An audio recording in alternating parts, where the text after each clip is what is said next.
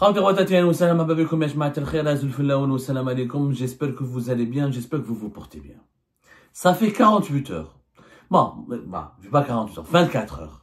En réalité, ça fait 48 heures. Je vous assure, ça fait 48 heures que je voulais faire un sujet juste pour faire une comparaison entre les différents verdicts et les différents traitements judiciaires dont fait accordés par la justice algérienne à des affaires médiatisées, ultra médiatisées. Et ces verdicts de la justice algérienne, leur lecture, à elle seule, elle suffit pour conclure et pour comprendre l'irrationalité, l'absurdité, l'anomalie maladive qui aujourd'hui frappe de plein fouet notre pays. L'Algérie, c'est un pays anormal. Et qui نقولها أنا راني جزائري، أنا راني ولد بلاد، أنا ما كاش واحد جزائري أكثر مني. والله العظيم يا ناس. Les journalistes, je le dis en toute modestie, les personnes qui connaissent aussi bien que moi et mieux que moi l'Algérie, il n'y en a pas beaucoup. J'ai fait toutes les wilayas. J'ai fait la majorité des grandes villes, des grandes communes du pays. J'ai fréquenté toutes les régions. J'ai infiltré, j'ai parlé, je me suis assis avec des dirigeants, des Awali, des SD. J'ai fréquenté toutes les franges de la population algérienne.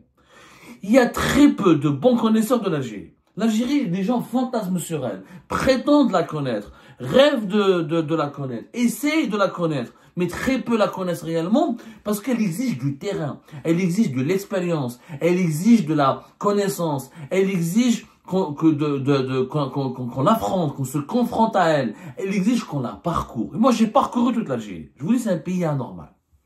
La preuve, c'est un pays anormal. L'une des preuves, c'est pas la... 20 mars 2025, procès de Boualem Sansal, accusé d'atteinte à l'unité territoriale. Atteinte à l'unité territoriale, atteinte à l'économie nationale, atteinte au outrage à cour constituée. Déjà, atteinte à l'unité nationale et à l'intégrité territoriale, c'est énorme.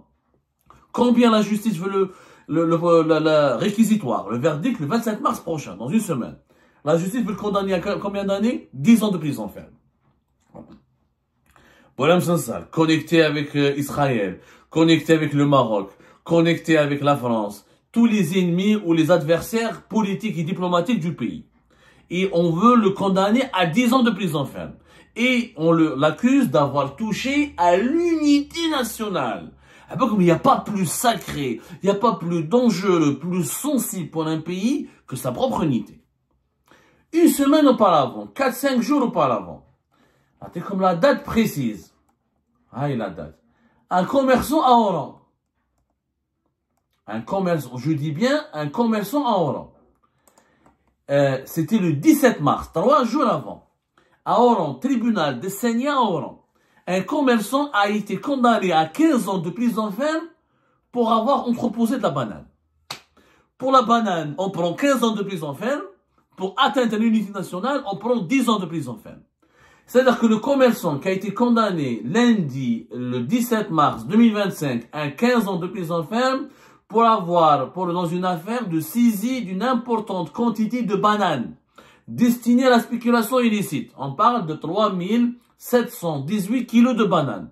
Donc le commerçant qui a caché 3718 kilos de bananes est plus dangereux parce qu'il a été condamné à 15 ans de prison ferme.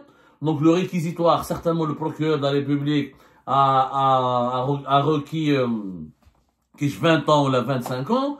Et le tribunal généralement, c'est comme ça que ça se passe dans les procès, dans le monde entier. Le procureur demande une peine, les juges requièrent une peine qui est ou équivalente ou inférieure à celle du procureur, à celle du parquet. Donc, s'il a été condamné à 15 ans, c'est que le parquet a demandé certainement 20 ans. Ou là même, parce que la loi a aidé qui criminalise la spéculation illicite qui date de décembre 2021, elle prévoit jusqu'à 30 ans de prison ferme pour les commerçants qui sont impliqués dans la spéculation. Alors, donc on a quoi là? Alors, le commerçant de la banane est plus dangereux que Boualem Sansal qui touche à l'unité nationale. 15 ans de prison ferme pour avoir caché et stocké des bananes, 10 ans pour avoir touché à l'unité nationale. Et vous mettez ça dans la même phrase.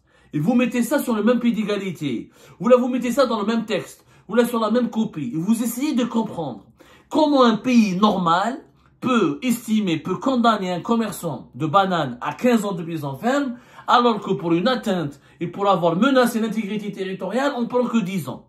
Donc, on est plus dangereux contre l'Algérie quand on cache la banane. Donc, cacher des bananes en Algérie, c'est plus dangereux que lorsqu'on menace la sécurité nationale et l'intégrité territoriale. Donc, la banane, elle est plus précieuse que l'intégrité territoriale. C'est ce que nous dit la justice algérienne. C'est des verdicts. C'est pas moi. C'est public. Tribunal de Essania d'Oran, c'était le 17 mars 2025. Tribunal criminel de Dal-Baïda, c'était le 20 mars 2025. En 3 jours. Donc, à Dal-Baïda, les juges ont eu devant eux Boualem Sansal, ami de Briancourt, de Éric Zemmour, de Bruno Retailleau. Il est parti à Tel Aviv, à Israël. Il est ami avec le Makhzen, comme on le dit. On l'a diabolisé. On a fait de Boualem Sansal l'ennemi, l'espion, ennemi absolu, salopard, traître. Et lui, il risque de prendre que 10 ans. Et donc, je pense que le 27, il va prendre entre 6 et 7 ans. Parce que c'est un mécanisme automatique, encore une fois. La peine qui sera prononcée est toujours inférieure à la peine requise par le parquet. Mais le commerçant d'Oran, le pauvre commerçant d'Oran, qui a pris 15 ans, il est plus dangereux que Israël, le Maroc, Boualem Sansal et la France réunis. Commerçant Hada, c'est lui la menace numéro 1 contre l'Algérie. Et après, on se demande pourquoi la communauté internationale, comment les pays développés, comment les États civilisés ne prennent pas l'Algérie au sérieux. Il dit que la République bananière. Il dit que la République bananière. Un commerçant, elle a dit 3000 kilos de bananes, 15 ans de prison ferme. Il est Boualem Sansal, moi j'ai dit 15 ans. Celui qui a été accusé de trahison et de menace, celui qui est accusé d'avoir mis en cause l'unité nationale, n'a pas pris 15 ans. Et celui qui a caché les bananes pendant 15 ans. Mais comment voulez-vous qu'on se dise après que l'Algérie est un pays normal? C'est pas un pays normal. L'affaire du commerçant, c'est quoi? Le monsieur, ils ont fait une perquisition, c'est un grossiste, les services de sécurité, les services de la répression des fraudes, de la direction des commerces, ils ont trouvé qu'il a caché 3518 kg. Bon, un grossiste qui cache, c'est un peu évident. Je ne connais pas de grossiste qui n'a pas de stock. Donnez-moi un grossiste, commerçant dans le monde entier, à Djibouti, le Bangladesh, jusqu'au Costa Rica. Est-ce que vous connaissez un commerçant grossiste qui n'a pas de stock? Fahmouni Enes. Wallahuma inni sa'im. Est-ce qu'il y a un commerçant qui n'a pas de stock? Est-ce qu'on peut faire du commerce de gros si on n'a pas où stocker ses produits? Le stock, l'entrepôt est consubstantiel et l'élément, la condition sine qua non. Et je m'arrête, qu'est-ce commerce de gros pour stock? ما نعرفش انايا وكي راني غلط علموني بالك راني غلط راني صايم هبلت ولا ما نعرفش هاو الكروسيست هاو عنده ستوك هاو اللي يديرها البانان يخبيها في دارو يبات معاها في الفراش هي اوبليجي يحطها في الستوك صابو عنده 3718 اوكي imaginons moi je suis grossiste j'ai un stock je stocke ma banane il y a les gendarmes qui arrivent avec la direction de la répression des fraudes et la direction du commerce et qui luttent les inspecteurs de la direction du commerce qui surveillent les marchés. Ça vous dit la banane. Taf, je suis accusé. Toi, tu fais de la spéculation. Et la banane, c'est parce que tu veux pas la mettre sur le marché. Tu es complice, tu veux provoquer. Tu caches de la banane pour provoquer justement l'augmentation de ses prix sur les marchés nationaux. Yannis, attendez, j'ai un stock. Si la banane elle est stockée, ça veut pas dire que je suis pas en train de la vendre. Si elle est stockée, c'est qu'elle ne s'est pas vendue. Quel est l'intérêt d'un commerçant d'occuper son stock et de saturer son stock et de ne pas vendre ses produits? Et quel est l'intérêt d'un commerçant d'augmenter ou de ne pas vendre de la banane alors que la banane elle est déjà chère? En Algérie déjà ça fait depuis le début du Ramadan la banane elle vaut 70,000. لحقت même 80,000. La banane لحقت même 80,000. Elle a dépassé les 800 dinars. Donc pourquoi voulez-vous que le commerçant laisse sa banane pourrir dans son stock? يعني هذا مريض مهبول هذا. يعني honnêtement, soyons rationnels. يعني juste, soyons rationnels. Oublions les théories du complot, les fake news. Oublions la psychologie complexée et diabolique de l'Algérien. Parce que nous sommes devenus tous fous. هبلونا البلاد هذه راح يهبلونا كاع. حنولو كاع مهبل. مي بريزيدون البلونطون. ما كاينش واحد فينا فالابل. غير لي الجيريان واحد فينا والله ما ولا فالابل. كاين ناس خمم. انا راني كوميرسون. البنان راهو غالي. علاه نخبيه؟ علاه نخبيه؟ هذا ذهب ماهوش ذهب. ديامون ماهوش ديامون. Les unités de stockage, à un moment donné, je risque des coupures d'électricité, سخان l'électricité غالية, بالك يخمج لي, بالك كش ما يصرى لي, بالك les bananes c'est pas un fruit qui peut se conserver des mois et des mois. Donc s'il est stocké, c'est que c'est normal qu'il soit stocké. C'est un grossiste, il est obligé d'avoir des stocks pour stocker ses produits. Stocker un produit, c'est pas de la spéculation. La spéculation illicite, ça veut dire quoi, spéculation illicite? Mais le commerçant, le commerce, c'est de la spéculation. Qu'est-ce que c'est que spéculer? Ça veut dire essayer d'avoir le meilleur prix. Mais le commerce, c'est ça le commerce. Le commerce, mesdames et messieurs, c'est de spéculer. La spéculation, elle est mondiale. C'est ça la spéculation. C'est spéculer. La définition de spéculer, c'est faire des spéculations. Compter sur quelque chose. On va spéculer, définition. Le commerce, il est basé. Et c'est quoi? La spéculation, on essaie d'anticiper certaines évolutions pour avoir le meilleur prix possible afin de vendre un produit, avoir la meilleure rentabilité. Mais c'est ça le commerce. Mais la spéculation, il n'y a pas de commerce sans spéculation. Maintenant, on nous dit qu'il y a spéculation illicite. Est-ce qu'il y a une spéculation? Quelle est la spéculation illicite et quelle est la spéculation illicite? Il n'y a pas, la spéculation, elle est tout court, c'est la spéculation. Tous les commerçants de toute la planète veulent vendre leurs produits au meilleur prix pour gagner le maximum d'argent. Ensuite, le commerce, c'est l'offre et la demande. Il y a beaucoup d'offres. Et la demande inférieure, les prix étaient hauts. Il y a beaucoup de demandes et pas assez d'offres, les prix étaient hauts. C'est simple. Mais comment on peut dire que les commerçants algériens cachent des millions ou des dizaines de quintaux ou de tonnes de bananes pour manipuler l'offre et la demande? Il faudra des infrastructures d'entreposage énormes, ce que nous n'avons pas. Il faudra une complicité avérée entre tous les commerçants de la banane. Ce qui est impossible à mettre en place parce qu'ils n'ont pas les mêmes intérêts, ils font pas les mêmes chiffres d'affaires, ils font pas les mêmes revenus. Il est impossible dans un marché grand et ouvert que les acteurs de même marché s'entendent. Généralement, il y a une entente illicite quand c'est un marché détenu par 2 ou 3 personnes. Il y a une logique de monopole. Quand il y a un produit stratégique où il n'y a que 2 ou 3 personnes qui le commercialisent, 2 ou 3 opérateurs, il fait un mobinet. Mais le commerce des bananes, n'importe qui peut vendre des bananes. Les grossistes, il y en a des dizaines, j'imagine, en Algérie. Les importateurs, ils ont révélé. Alors, l'État algérien, maintenant, s'en prend aux importateurs. Après les grossistes, qui vont sanctionner 53 importateurs. 53 importateurs, ils ont fait quoi? Ils ont manqué à leur engagement vis-à-vis de l'État en matière d'importation. Quels sont ces engagements? Si la banane, encore une fois, elle est chère sur le marché mondial, il va la vendre, il y a le coût de la logistique, etc. Il va répercuter, c'est du commerce.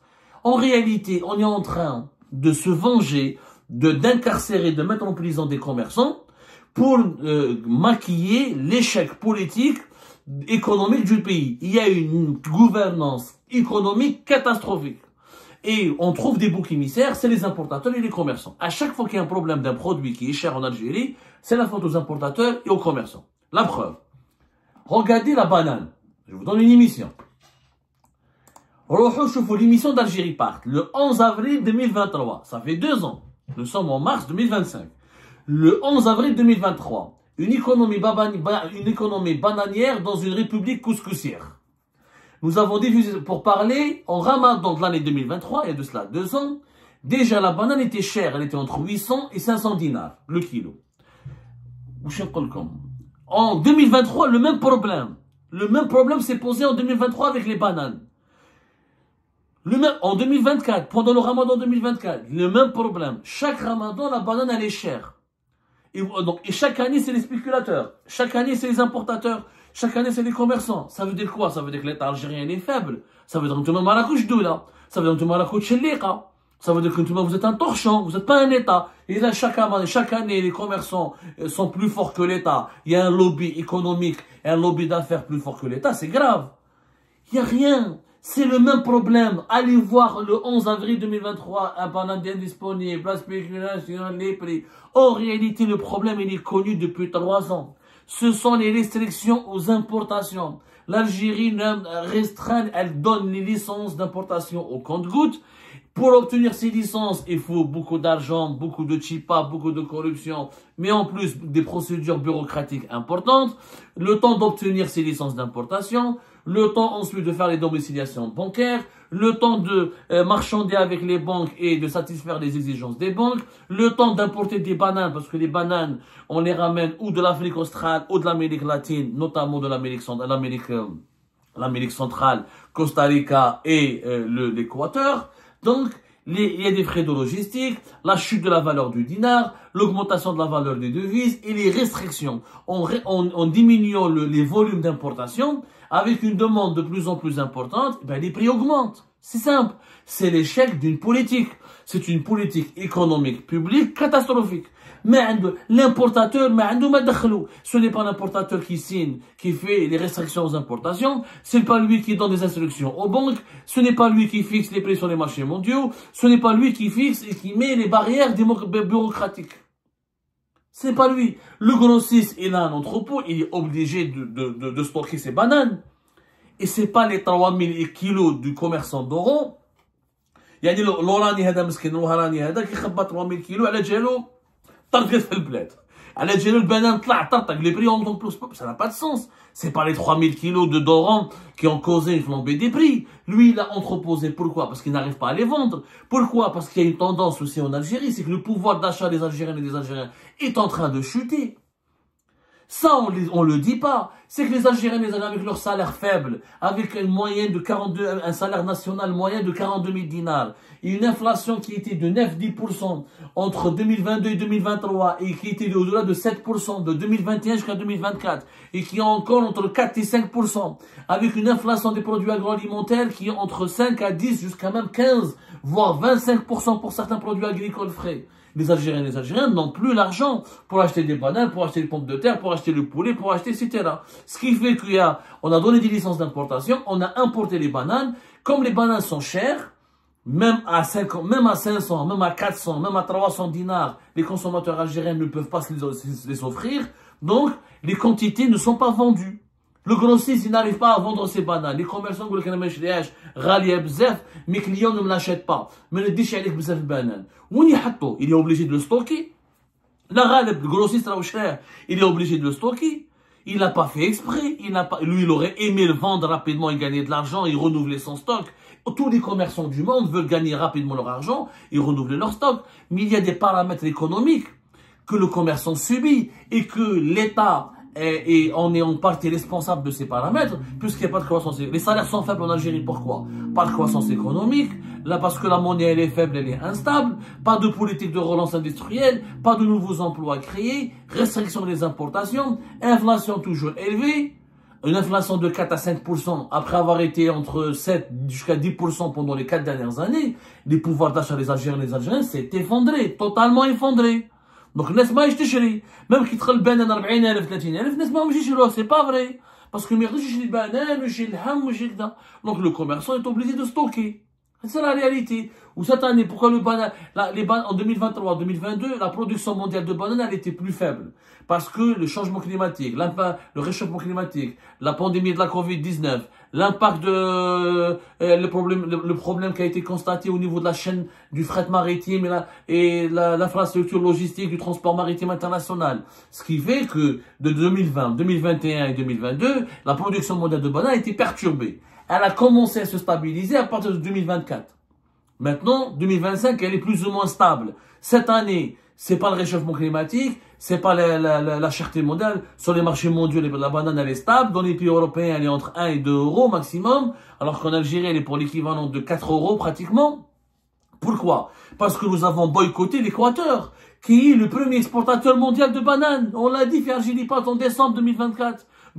Les prochains Ramadan, il y aura une grave crise de bananes. Parce que l'Algérie a boycotté, a décidé de ne plus domicilier les opérations d'importation de bananes de l'Équateur. Parce que l'Équateur, il a reconnu le Sahara occidental. Et il a reconnu la marocanité du Sahara occidental. Et il a reconnu la souveraineté du Maroc sur le Sahara occidental. Donc moi, je suis à l'Équateur. Mais le premier exportateur, c'est l'Équateur. Le Costa Rica, il y a des autres pays ont déjà des clients. Ils ne peuvent pas remplacer l'Équateur. L'Équateur, c'est un pays qui exporte énormément de bananes. C'est aussi simple que ça. Les autres pays qui, les Philippines, Costa Rica, ils exportent le Guatemala, la Colombie vers les marchés européens. Mais l'Équateur, c'est le marché, c'est le plus grand importateur au monde. C'est aussi simple que ça. C'est pratiquement un tiers des exportations mondiales. C'est le numéro 1, number one. احنا ما ماشيوش عليه على جال السهره اوكسيدونتال والبوليزاريو. Ben voilà, ما البنان يجي غالي. واش دخلوا quelle est la responsabilité du commerçant d'Oran? C'est pas lui qui a demandé à ce qu'on boycotte l'Équateur, c'est pas lui qui a mis en place les restrictions aux importations, c'est pas à cause de lui que la monnaie nationale elle est faible, c'est pas à cause de lui que les banques ne donnent pas facilement des domiciliations bancaires, pour les opérations d'importation, c'est pas lui qui est responsable de tout le merdier économique dans lequel nous vivons. Et on le condamne à 15 ans de prison ferme. Alors Bonhomme Sensal ne risque au maximum 10 ans. Donc le commerçant d'Oran, il est plus dangereux que l'ennemi numéro 1 du régime algérien qui est Bonhomme Sensal, qui a fait de lui l'espion, le diable et l'allié du Makhzen, de la France et d'Israël. Le commerçant d'Oran est plus dangereux que l'axe du mal. Paris, Tel Aviv, Rabat. Non, soyons logiques. Comment voulez-vous qu'on estime que demain, on puisse dire, Yajmaham, que l'Algérie est un pays normal? Non, l'Algérie n'est pas un pays normal.